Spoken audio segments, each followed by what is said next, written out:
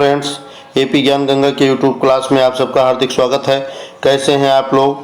इस बात की आशा है कि आप लोग अच्छे होंगे और मेहनत से पढ़ाई कर रहे होंगे। आज हम आप लोगों के लिए लेकर के आए हैं जूनियर एडेड भर्ती परीक्षा से संबंधित कुछ मॉडल पेपर के प्रश्न। पिछले वीडियो में आप लोग प्रश्न संख्या 1 से 50 तक कर चुके हैं। अब यहाँ हम लोग प्रश्न संख्या 51 से 100 तक का अध्ययन करेंगे। तो आइए बिना विलंब किए प्रारंभ करते हैं। प्रश्न संख्या 51 है, अष्टछाप की स्थापना किसने की? मित्रों, ये बहुत ही महत्वपूर्ण प्रश्न है। अष्टछाप के कवि, जैसा कि नाम से स्पष्ट है कि 8 कवि हैं और 8 कवियों ने मिल करके जो कृष्ण भक्ति से संबंधित रचना करने वाले या कृष्ण भक्ति से संबंधित भक्ति काल के कवि हैं, उन 8 कवियों का एक समूह बनाया गया है और उस समूह को अष्टछाप के कवि कहते हैं। तो अष्टछाप के कवि की स्थापना किसने की? विट्ठलनाथ, वल्लभाचार्य, सूरदास और रामानंद। तो मित्रों, अष्टछाप के कवियों की स्थापना जो हुई थी उसमें वल्लभाचार्य जी के 4 शिष्य थे और विट्ठलनाथ जी के 4 शिष्य थे। 4 8 शिष्यों को मिला करके, कवियों को मिला करके अष्टछाप के कवि बनाए गए। तो अष्टछाप के जो कवियों की स्थापना किया वो विट्ठलनाथ ने किया। विट्ठलनाथ के गुरु का नाम था वल्लभाचार्य, लेकिन तो वल्लभाचार्य ने नहीं, विट्ठलनाथ ने। इसमें बड़ा कन्फ्यूजन हो जाता है, बच्चे गलत कर देते हैं। तो अष्टछाप के कवियों की स्थापना विट्ठलनाथ ने की थी। अष्टछाप में कवियों का नाम पूछा जाए तो 8 कवि हैं और 8 कवियों में यदि नाम आपको लिखना हो, नाम आपको याद रखना हो तो अष्टछाप के कवियों का एक वीडियो एपी ज्ञान गंगा के चैनल पर पड़ा हुआ है, आपको उसे पढ़ना चाहिए।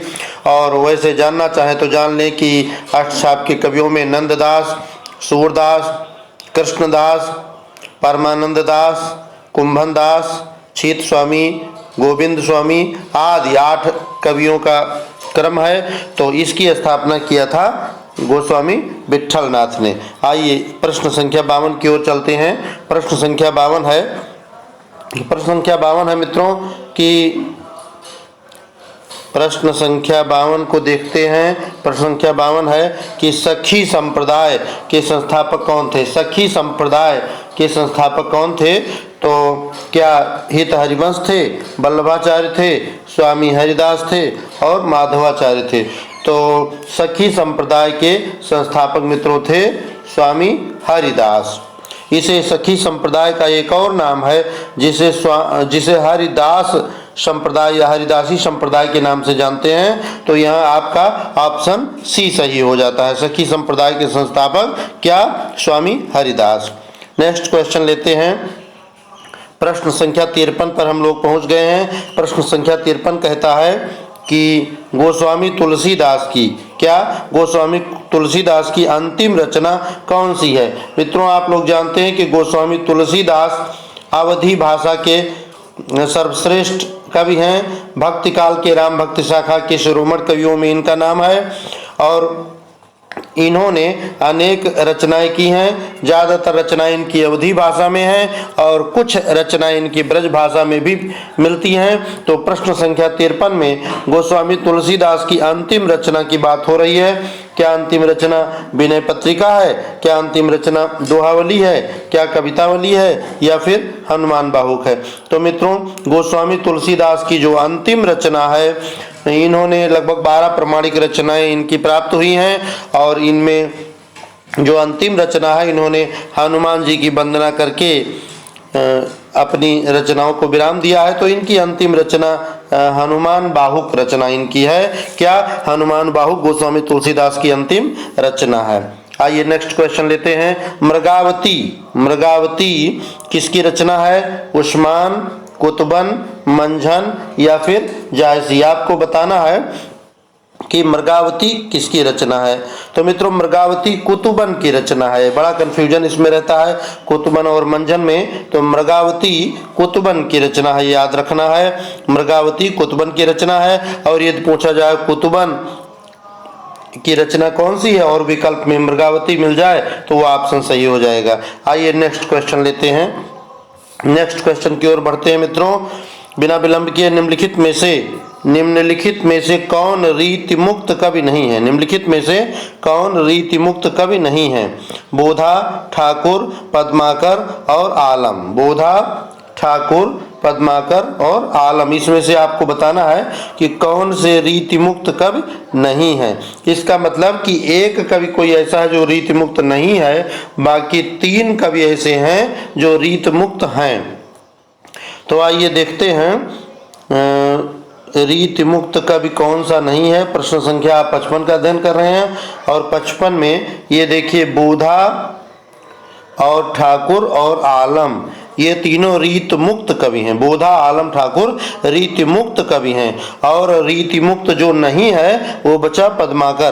तो यहाँ पर आपका ऑप्शन सही हो जाएगा, ऑप्शन सी, पद्माकर रीति मुक्त कवि नहीं है।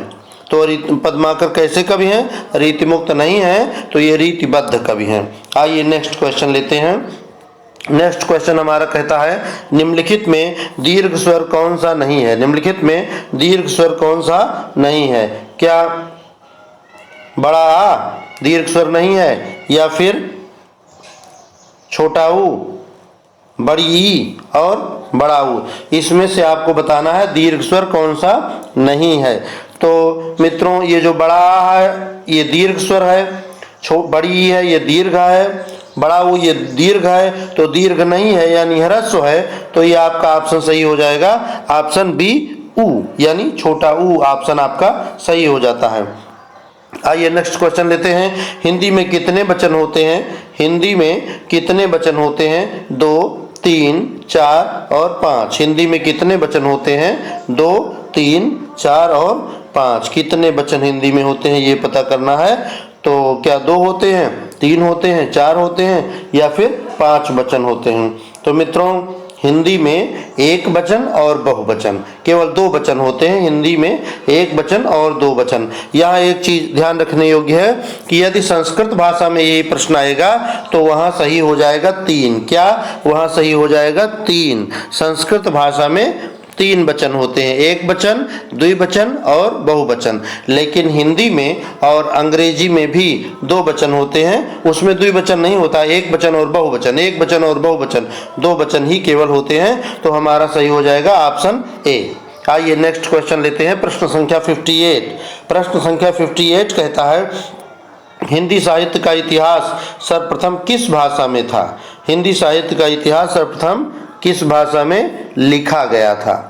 मित्रों तो हिंदी साहित्य का इतिहास किस भाषा में लिखा गया था? क्या अंग्रेजी में लिखा गया था? क्या हिंदी साहित्य का इतिहास हिंदी में लिखा गया था? क्या फ्रेंच में लिखा गया था या फिर जर्मनी भाषा में लिखा गया था? तो हिंदी साहित्य के इतिहास की बात हो रही है मित्रों। हिंदी साहित्य का इतिहास सबसे पहले फ्रेंच भाषा में लिखा गया। क्या फ्रेंच भाषा में हिंदी साहित्य का इतिहास सबसे पहले लिखा गया? और यदि पूछा जाए हिंदी साहित्य का इतिहास सबसे पहले किसने लिखा, तो हिंदी साहित्य का इतिहास मित्रों लिखा गारसा दा तासी ने। गारसा दा तासी ने हिंदी साहित्य का पहला इतिहास लिखा, सबसे पहले इतिहास लिखने का प्रयास किया। और इन्होंने जो फ्रेंच भाषा में हिंदी साहित्य का इतिहास लिखा, इस इतिहास पुस्तक का नाम है इस्तवार दला लितरेतुर एंदुई ए हिंदुस्तानी। तो मित्रों ये महत्वपूर्ण प्रश्न है, इसको टिक कर लीजिए, इंपॉर्टेंट प्रश्न है। ये प्रश्न परीक्षा में छूट जाए ऐसा नहीं हो सकता, हाँ इसका रूप बदला जा सकता है। तो आइए यहाँ जो आपका प्रश्न है कि हिंदी साहित्य का इतिहास सर्वप्रथम किस भाषा में लिखा गया? फ्रेंच भाषा में लिखा गया, ऑप्शन सी सही हो जाता है। नेक्स्ट क्वेश्चन की ओर चलते हैं। Question number 59। क्वेश्चन नंबर 59 है पंडित साल सत बखाणी, पंडित साल सत बखाणी देह ही बुद्ध बसंत न जाने। तो ये ऑप्शन सरहापा, कंडपा, शबरीपा और नागार्जुन। तो मित्रों ये जो रचना है पंडित साल सत बखाणी, ये रचना है सरहापा की, जो हिंदी साहित्य के यानी हिंदी के पहले कवि माने जाते हैं। राहुल शंकरत्यायन ने इनको हिंदी का पहला कवि माना है सरहापा। इन्हों सिद्ध सरहापा भी कहते हैं, सरहापाद भी कहीं लिखा मिल जाएगा तो भी इन्हीं का नाम है। तो ये सिद्ध सरहापा जो है इनकी रचना है, ऑप्शन ए सही हो जाएगा। नेक्स्ट क्वेश्चन की ओर चलते हैं। नेक्स्ट क्वेश्चन है, उत्पत्ति के आधार पर शब्द के कितने भेद हैं? उत्पत्ति के आधार पर शब्द के कितने भेद हैं हमें आपको बताना है। तो उत्पत्ति के आधार पर शब्द के कितने भेद हैं, कौन कौन सा ऑप्शन है, आइए देखते हैं।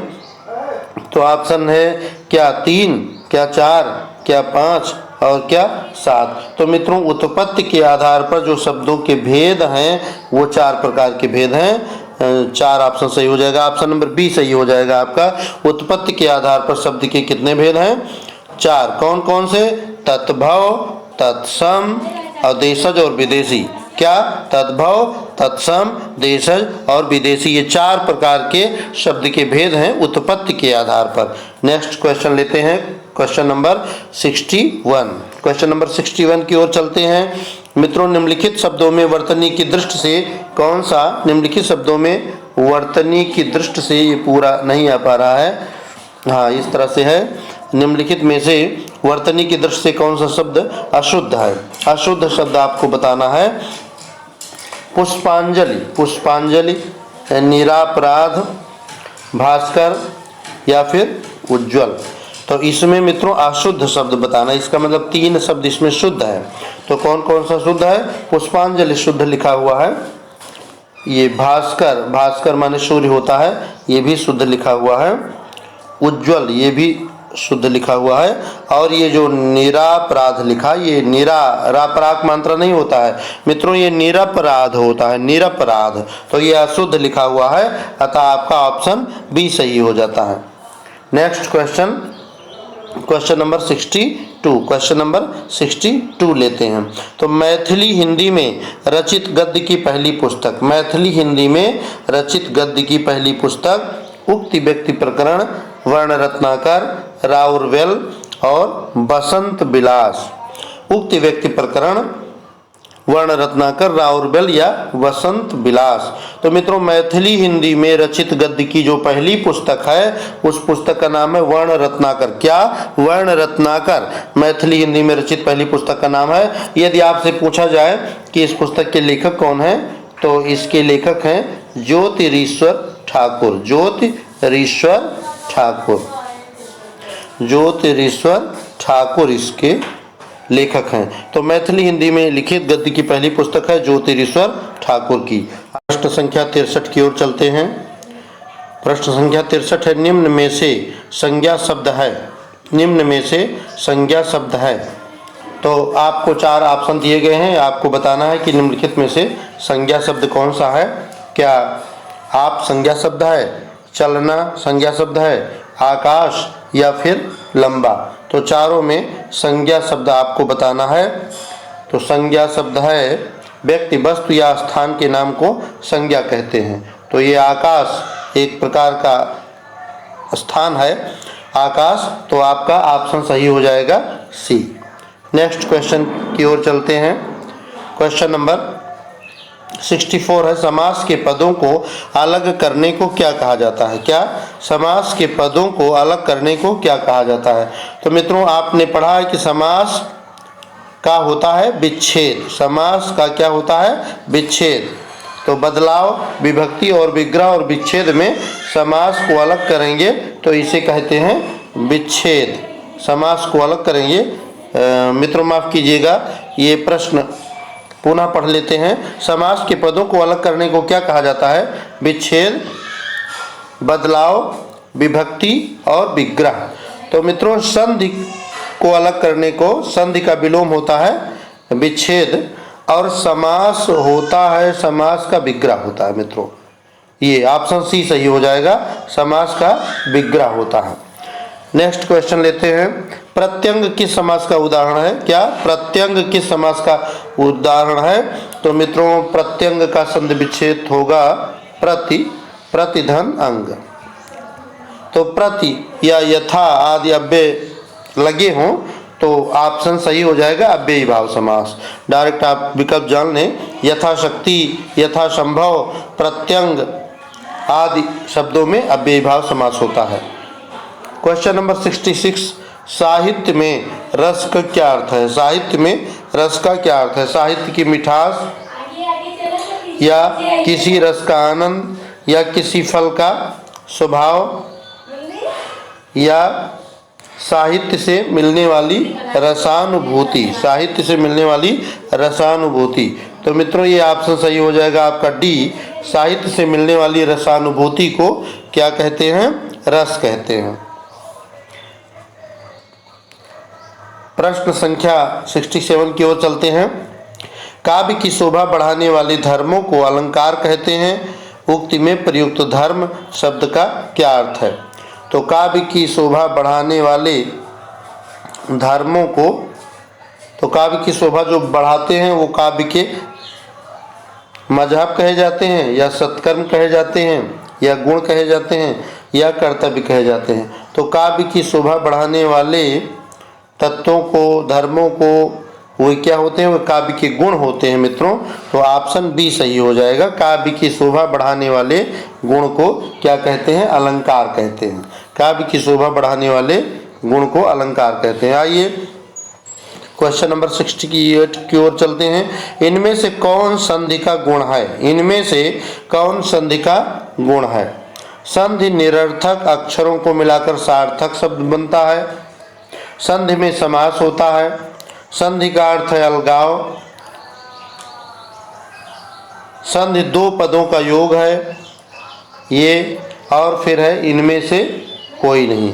तो मित्रों संधि जो है ये विकारी शब्द होते हैं। दो वर्णों के मेल से जो विकार उत्पन्न होता है उन्हें संधि कहते हैं। तो ऊपर ये एक ऐसा प्रश्न है जिसमें 5 ऑप्शन दिए हैं, 5 विकल्प दिए हुए हैं। तो संधि विकारी शब्द है और दो वर्णों के योग से जो परिवर्तन होता है, जो विकार होता है, उसे संधि कहते हैं। ऐसा ऑप्शन इसके चारों में नहीं है। तो ये 5वां ऑप्शन सही हो जाएगा, इनमें से कोई नहीं। नेक्स्ट क्वेश्चन लेते हैं। जो शब्द संस्कृत भाषा से उत्पन्न या विकसित हुए हैं उन्हें क्या कहते हैं? तो संस्कृत भाषा से उत्पन्न या विकसित शब्द को तत्सम, तद्भव, अर्ध तत्सम या फिर देशज क्या कहते हैं?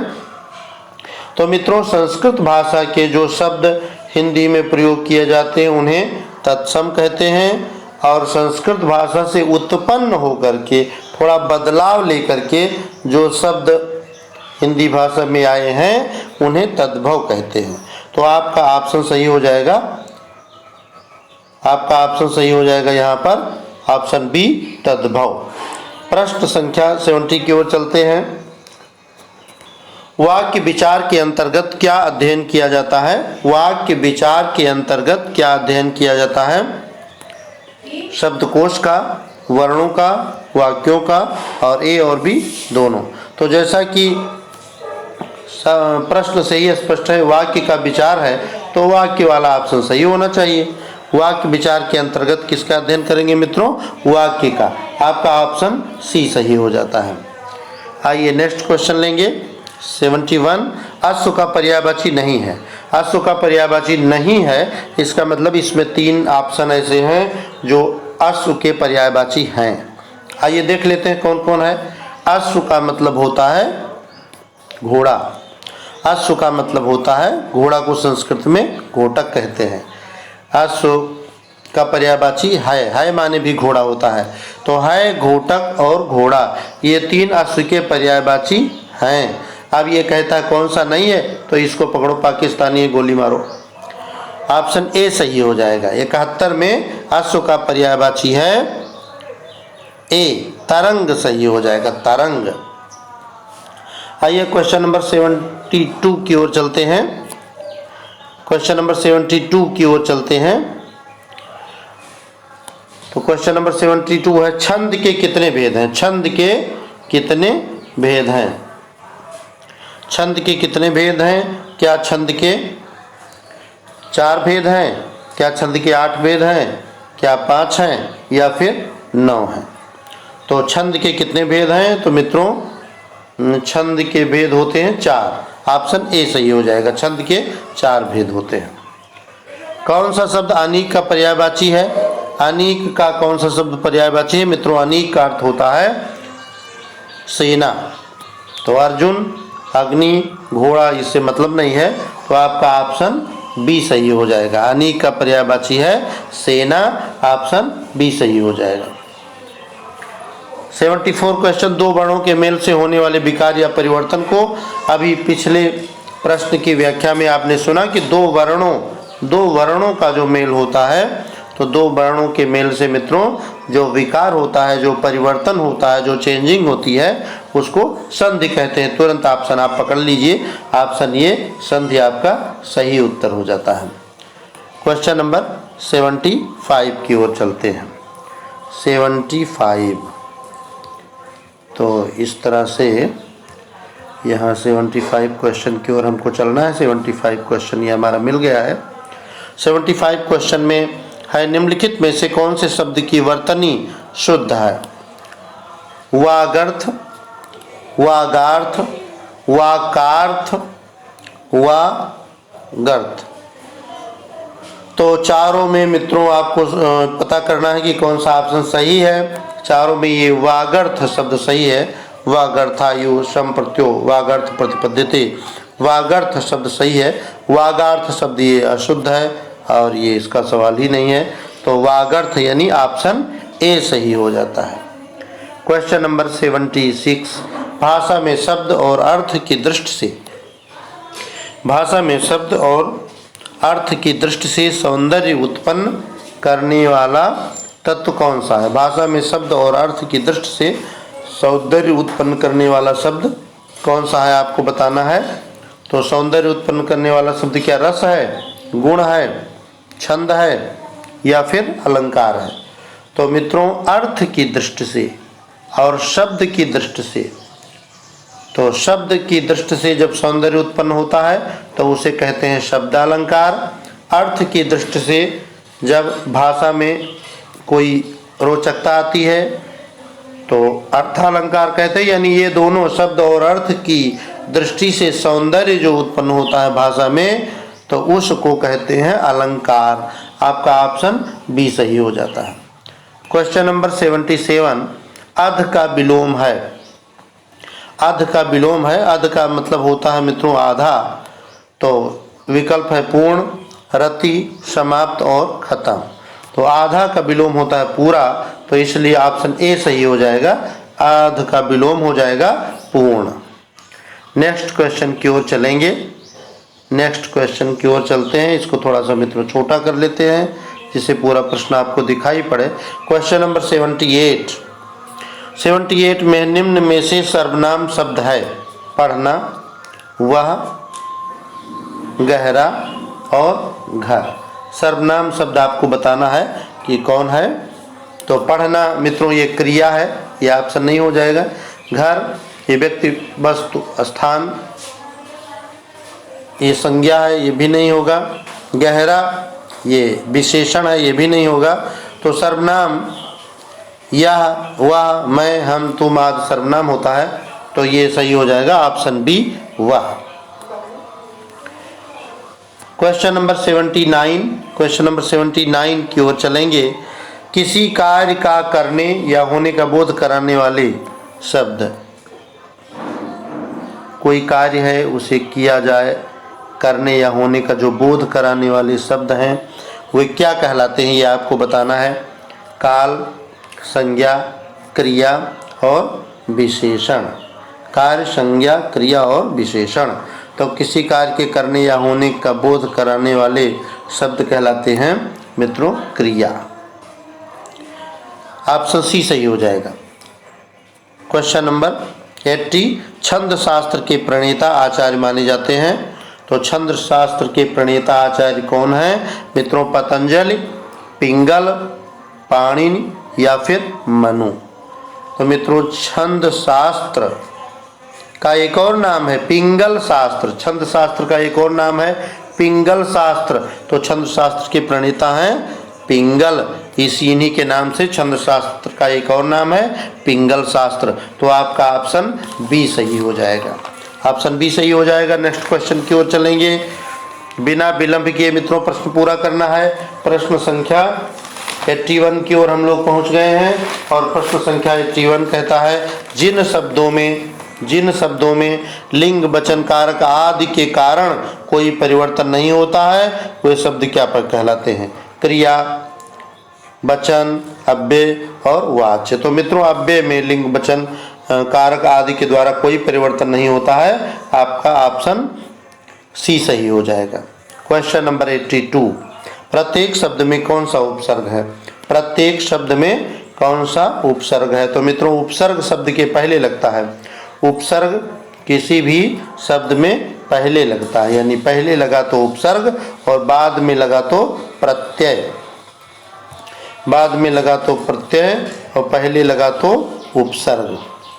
तो अब किसी भी शब्द में उपसर्ग निकालना है तो एक विधि इसकी है कि सबसे पहले इसका संधि विच्छेद कर लेते हैं, यानी प्रत्येक होता है प्रति धन एक, प्रति धन एक से बनता है प्रत्येक।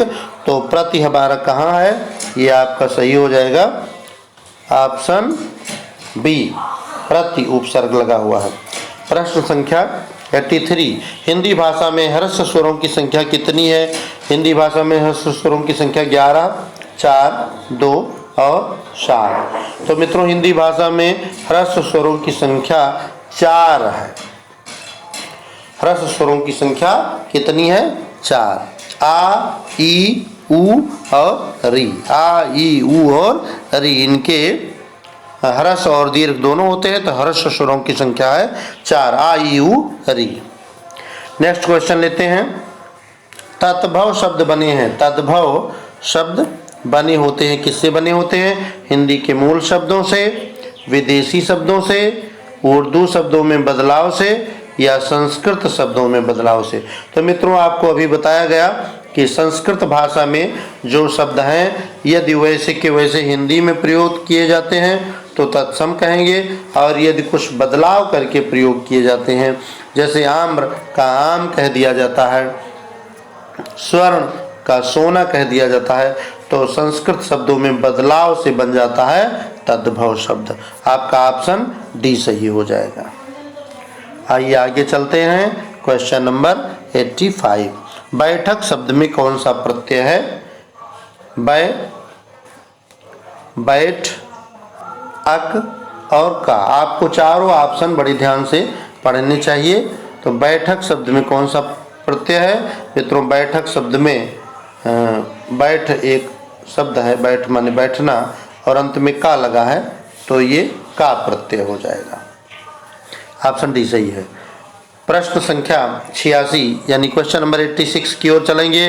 संयोग में किस उपसर्ग का प्रयोग हुआ है? संयोग में किस उपसर्ग का प्रयोग हुआ है? क्या सम उपसर्ग है, या सन है, या संग है, या सु है? तो संयोग में मित्रों सम उपसर्ग का प्रयोग हुआ है। ऑप्शन ए सही कर लीजिए। क्वेश्चन नंबर 87, अपवाद को छोड़कर वर्णमाला के अक्षरों के नाम किस लिंग में होते हैं? तो मित्रों बहुत ही महत्वपूर्ण प्रश्न आपके सामने है। अपवाद को छोड़ करके हिंदी वर्णमाला में जितने अक्षर होते हैं वो सब अक्षर होते हैं नित्य और नित्य पुल्लिंग में। ऑप्शन ए सही कर लीजिए। अपवाद को छोड़कर वर्णमाला के अक्षरों के नाम पुल्लिंग में होते हैं। कुछ अपवाद हैं जैसे ई स्त्रीलिंग में होता है, तो अपवाद को छोड़ दिया जाए तो वर्णमाला के जितने भी अक्षर हैं सब पुल्लिंग में होते हैं। ऑप्शन ए सही कर लीजिए। निम्न में से विशेषण शब्द है। निम्न में से विशेषण शब्द है, इसमें देखना है विशेषण शब्द कौन सा है। जाना, देवता, सुंदर और कौन। तो मित्रों विशेषण वे शब्द होते हैं जो किसी नाउन या प्रोनाउन की या किसी कार्य की विशेषता बताते हैं। तो विशेषता वाला शब्द कौन सा है? जाना तो क्रिया है, देवता तो नाउन है, कौन है ये क्वेश्चन वर्ड है, सुंदर अच्छा बढ़िया ये विशेषण है, विशेषता बताने वाला शब्द है। तो ऑप्शन सी सही कर लीजिए। नेक्स्ट क्वेश्चन लेते हैं। क्वेश्चन नंबर 89, निम्नलिखित में से काल कहलाता है। निम्नलिखित में से काल कहलाता है क्रिया के घटित होने का समय, क्रिया का सामान्य रूप, क्रिया का मूल रूप और क्रिया का पूर्ण रूप। निम्नलिखित में से काल कौन सा है? क्रिया के घटित होने का समय। तो मित्रों काल को समय भी कहते हैं, काल को समय भी कहते हैं। तो क्रिया के घटित होने का समय जिस विकल्प में मिल जाए ये ऑप्शन सही हो जाएगा। क्वेश्चन नंबर 90, अंक शब्द का अर्थ नहीं है।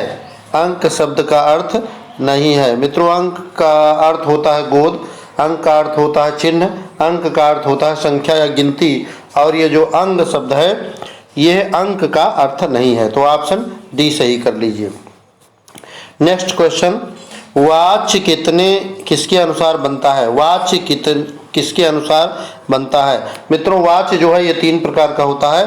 कर्तवाच्य कर्ता के अनुसार बनता है, कर्मवाच्य कर्म के अनुसार बनता है, भाववाच्य भाव के अनुसार बनता है। 3 प्रकार के वाच्य हैं, कर्तृवाच्य, कर्मवाच्य और भाववाच्य। ये कर्ता, कर्म और भाव के अनुसार बनते हैं और तीनों के अनुसार 3 प्रकार के वाच्य बनते हैं। तो ऑप्शन ये डी सही हो जाएगा। उपरोक्त सभी 3 प्रकार के वाच्य हैं, कर्ता और कर्म और भाव के अनुसार तीनों बनते हैं। तो ऑप्शन डी सही कर लीजिए, उपरोक्त सभी। क्वेश्चन नंबर 92 की ओर चलिए। क्वेश्चन नंबर 92, ऐसे शब्द जो उच्चारण और वर्तनी की दृष्टि से समान हो पर व्युत्पत्ति तथा अर्थ की दृष्टि से भिन्न हो, ऐसे शब्द क्या कहलाते हैं? तो उच्चारण की दृष्टि से जो शब्द समान हैं, उच्चारण और वर्तनी की दृष्टि से जो शब्द समान हैं उनको कहते हैं समोच्चारित होने वाले शब्द।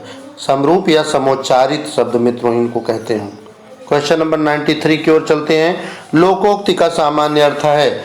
लोकोक्ति का सामान्य अर्थ है लोक की उक्ति, लोगों के लेख, लोक की बातें या अच्छी बातें। तो मित्रों, जैसा कि नाम से ही स्पष्ट है, लोकोक्ति का अर्थ है लोक की उक्ति। ऑप्शन ए सही कर लीजिए।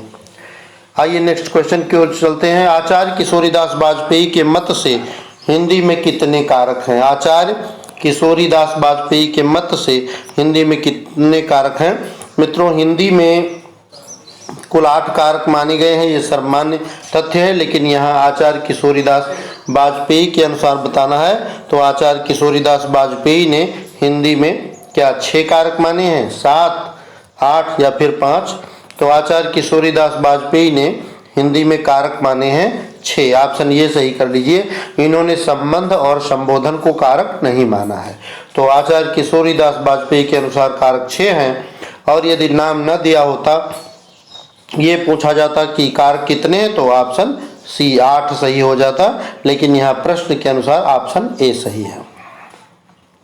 क्वेश्चन नंबर 95, अनेकार्थी शब्द अब्ज के गलत विकल्प का चयन कीजिए। अब्ज का अर्थ आपको पता करना है, शंख, चंद्रमा, मेघ या फिर कपूर। तो अब्ज का अर्थ शंख होता है, अब्ज का अर्थ चंद्रमा होता है, अब्ज का अर्थ कपूर भी होता है, और मित्रों मेघ अब्ज का अर्थ नहीं होता है। तो ये गलत ऑप्शन है। अनेकार्थी शब्द अब्ज के गलत विकल्प में ऑप्शन सी सही कर लीजिए। हम लोग क्वेश्चन नंबर 5 तक कर चुके हैं। क्वेश्चन नंबर 6 की ओर हम सबको बढ़ना है। आइए देखते हैं क्वेश्चन नंबर 6 कहाँ है। क्वेश्चन नंबर 6 में मित्रों ये विकल्पों, ये प्रश्न है निम्नलिखित पद्यांशों को ध्यान पूर्वक पढ़िए और उससे संबंधित प्रश्न संख्या 96 से 100 तक दिए गए विकल्पों में सही विकल्प का चयन करिए। मित्रों, एक कविता दी है और इस कविता को ध्यान से पढ़ना है और इसके आधार पर प्रश्न के उत्तर देने हैं। तो कौन सी कविता है? निर्भय स्वागत करो मृत्यु का, मृत्यु एक है विश्राम स्थल, जीव जहाँ से फिर चलता है धारण कर नव जीवन संबल। मृत्यु एक सरिता है, मृत्यु एक सरिता है, मृत्यु एक नदी के समान है। मित्रों, मृत्यु एक सरिता है जिसमें श्रम से कातर जीव नहाकर, मृत्यु एक सरिता है जिसमें श्रम से कातर जीव नहाकर फिर नूतन धारण करता है काया रूपी वस्त्र भाकर। एक नया शरीर धारण, मृत्यु के बाद नया शरीर व्यक्ति को मिलता है। सच्चा प्रेम वही है जिसकी तृप्त आत्मबल पर हो निर्भर, त्याग बिना निष्प्राण, प्रेम है करो प्रेम पर प्राण निछावर। मित्रों, ये कविता कहती है कि जो है मृत्यु एक नदी के समान है और जिस प्रकार से जो है नदी में स्नान करके आदमी पवित्र होता है, उसी प्रकार से शरीर को त्याग करके दूसरा शरीर धारण करता है।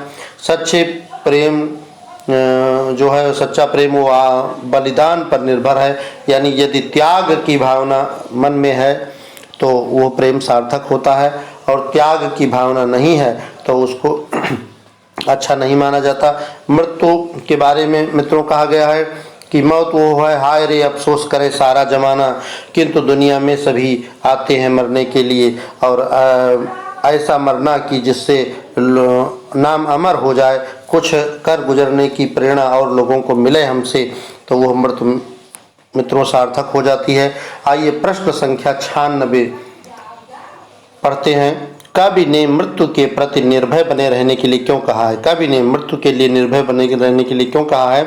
मृत्यु के बाद मनुष्य अमर हो जाता है, मृत्यु के बाद मनुष्य फिर नया रूप लेकर कार्य करने लगता है, मृत्यु के बाद मनुष्य का पुनः जन्म नहीं होता, और मृत्यु के बाद कोई भय नहीं रहता।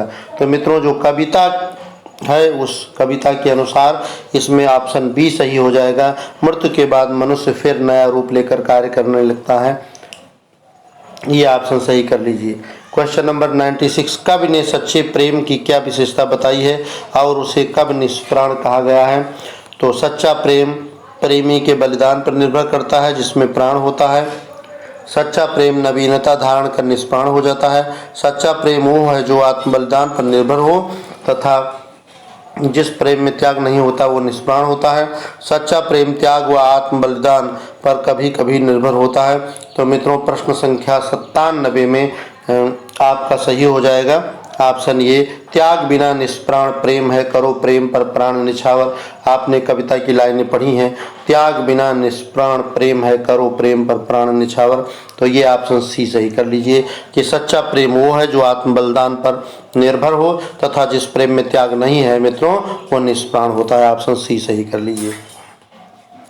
आइए क्वेश्चन नंबर 98 की ओर चलते हैं। मृत्यु को विश्राम स्थल क्यों कहा गया है? मृत्यु के बाद जीव थक जाता है, मृत्यु के बाद जीव पराजित हो जाता है, मृत्यु के बाद जीव पुनः ऊर्जा प्राप्त कर नए रूप में चलने लगता है, और मृत्यु के बाद जीव आवागमन से मुक्त होकर अमरता को प्राप्त कर लेता है। तो मित्रों इसमें आपका सही हो जाएगा क्वेश्चन नंबर 98 में ऑप्शन सी सही कर लीजिए। मृत्यु के बाद जीव पुनः ऊर्जा प्राप्त करके नए रूप में कार्य करने लगता है, नए जीवन के रूप में चलने लगता है।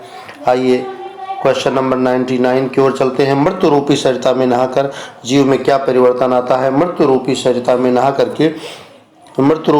नहाकर जीव नया शरीर धारण करता है, मृत्यु रूपी सरिता में नहाकर जीव अमर हो जाता है, मृत्यु रूपी सरिता में नहाकर जीव निष्प्राण हो जाता है, या फिर मृत्यु रूपी सरिता में नहाकर जीव माया मोह के बंधनों से मुक्त हो जाता है। तो मित्रों कविता के अनुसार मृत्यु रूपी सरिता में नहाकर जीव नया शरीर धारण करता है, यानी मृत्यु के बाद पुनः जन्म होता है। गीता में कहा गया है जातस्य ध्रुवम मृत्यु ध्रुवम जन्म मृतस्य च। तो ऑप्शन ए सही कर लीजिए, मृत्यु के बाद नया जीवन प्राप्त होता है। आइए प्रश्न संख्या 100 की ओर चलते हैं और आज का अंतिम प्रश्न, कवि ने मृत्यु की तुलना किससे की है? कवि ने मृत्यु की तुलना अमरता से की है, कवि ने मृत्यु की तुलना आत्म बलिदान से की है, कवि ने मृत्यु की तुलना प्रेम से किया है, या फिर सरिता से किया है। तो कवि ने मृत्यु को एक सरिता बताया है, नदी बताया है।